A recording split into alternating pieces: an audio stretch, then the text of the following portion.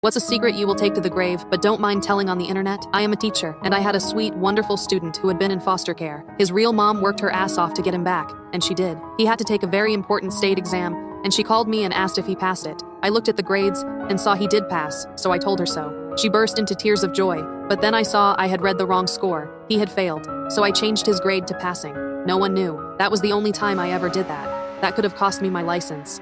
The weird thing is, when my awful, corrupt principal pressured me to change other students' scores so we could raise our pass rate, I refused. I never told anyone what I did for my student. He went into the military, was extremely successful there, has a great wife and kids, so I think I did the right thing.